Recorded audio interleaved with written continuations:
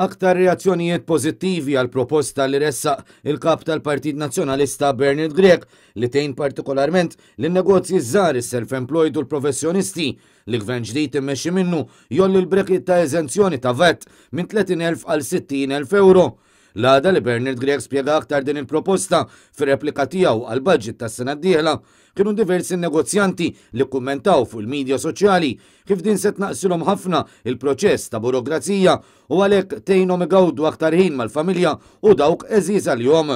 Kummenti pożittivi waslu wkoll mill-President tal-Kamra tal-Intrapriżi Żgħar u Medji, Paula Bela, li qal li d-diskors ta' Bernard Grieg fil-Parlament kien wieħed pożittiv.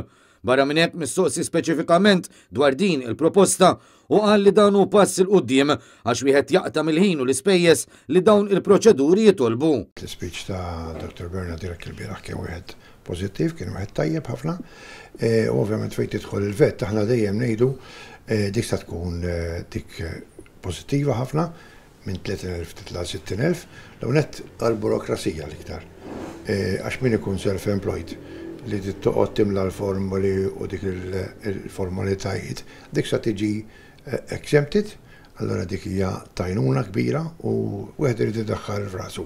Li minnu self-employed m'għandux il-ħin għal dawn l-affarijiet, ġifieri kull karta li toqgħod timla u formula li toqgħod tagħmel, dak hija ġifieri kost, ġifieri li tiġik il-flus għax min jżommlok il-karti titħallas, imma din ħadd tkun pożittiva ħafna għall-membri tagħna kollha. Kif spjega l-kap tal-Partit Nazzjonalista fil-Parlament, il-proposta li l-eżenzjoni mill-VAT tiżdied minn 30,000 għal 60,000 euro twassal ukoll biex igawdi l-konsumatur għax la darba n-negozjant se jkun qed joffri prodotti u servizzi bi prezz orħos għax bla VAT tkun qed tonqos ukoll l-għoli tal-ħajja.